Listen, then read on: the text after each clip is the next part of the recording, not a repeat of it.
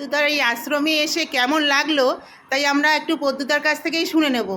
আজ উনি এই ছোট ছোট বাচ্চাদের জন্য যেটা করেছেন সেটা তো আমার কাছে তো ভীষণ একটা বড় ব্যাপার যে আমি ওনাকে নিয়ে আসতে পেরেছি, সেটাও খুব ভালো।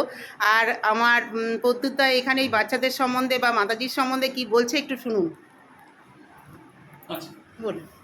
না সেরকম মানে যেটা অপর্ণা বলছে সেরকম ব্যাপার না। প্রথমে বলি যে এই আশ্রম আনন্দবাগ আশ্রম এটা আমাদের নরেন্দ্রপুরের মধ্যেই, রামচন্দ্রপুর এই আশ্রমটা এখানে যে খুব ভালো লাগে এই বাচ্চা ছেলেদের বা মেয়েদের দেখে। আর আমি এমন কিছু করিনি, ব্যাপারটা হচ্ছে সবচেয়ে কথা হচ্ছে এটা আমার একার না।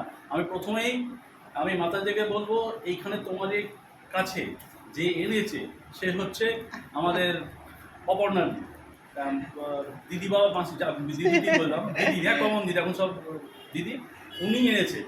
সুতরাং প্রথম উনি দেখিয়েছেন জায়গাটা, ওনার সাহায্য ছাড়া আমি এখানে আসতে পারতাম না, এখানে পৌঁছতে পারতাম না। তার সাথে আরও দুজন, আমি চন্দনা এবং রুমা, দুজনকেই ধন্যবাদ দেব। তারা একা আসা যায় না প্রথমত, হ্যাঁ ওরা আমাকে সাথ দিয়েছে। এটা হচ্ছে সহজ। এরা তোমরা জানবে এখানে আমরা 4 জন এসেছি। হ্যাঁ আমি কিছু জিনিস এনেছি তোমাদের খুবই সামান্য, তোমাদের ব্যবহারের খাবারের জন্য খাবার দাবার কিছু এনেছি, সেটা খুবই সামান্য ব্যাপার। কিন্তু সবচেয়ে বড় কথা হচ্ছে আরও 3 জন এবং এই দিদি নিজে এখানে আমার জায়গা দেখিয়ে দিয়েছেন, উনি এখানে নিয়ে এসেছেন। তার সাথে আমি চন্দনা এবং এই দিদি, এই দুমাস দিদি আছেন, এই দুজনকে আমি তোমরাও এদের দাও যে এনারা সাথ দিয়েছে, আমার সাথে এসছেন। এরা আমরা 4 জনে মিলে এসেছি এবং এই অনুষ্ঠানটা যেটা করছি আমরা 4 জনে মিলে করছি।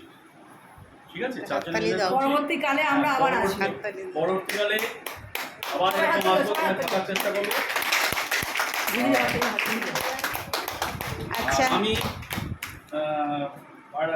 এদের লেখা সম্বন্ধে একটু বলুন। এরা কবিতা লিখছে, এদের একটা ম্যাগাজিন পেলাম, এই ম্যাগাজিন এটা, হ্যাঁ এটা বিভিন্ন সময় এখানকার যারা আছে আবাসে তারাই লিখেছে।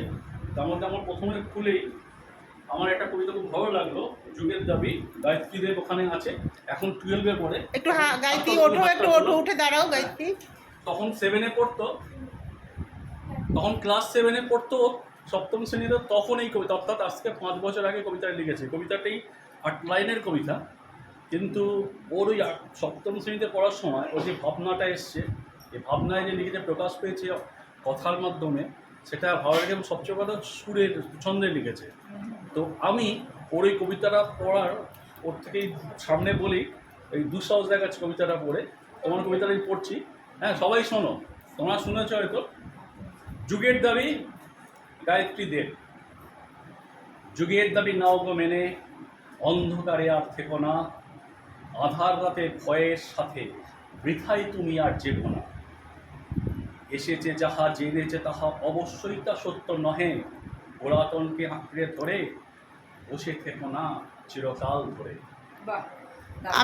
আমি গায়ত্রীকে বলবো যে গায়ত্রী, তুমি অনেক বড় হও, বড় মাপের কবি হও ভবিষ্যতে, যাতে তুমি আরও লেখো, সুন্দর সুন্দর সুন্দর সুন্দর কবিতা সবাইকে উপহার দাও। আর সেক্ষেত্রে আমরাও তোমাদের কাছে আসব যখন এদের নিয়ে এসেছি। তো সেক্ষেত্রে বাচ্চাদের আমি একটু হাতে দিয়ে দিন না, দুই একটা দিয়ে দিন। ওগুলো দেওয়ার জন্য আমি ফার্স্টে এই রুমা একদম দিয়ে দিন। হ্যাঁ একটু বাচ্চাগুলোকে দেওয়ার জন্য, হ্যাঁ একটু দিয়ে দিন। দাও না তোমরা দুজন দাও, হ্যাঁ একটু বিস্কিটগুলো দাও হাতে। না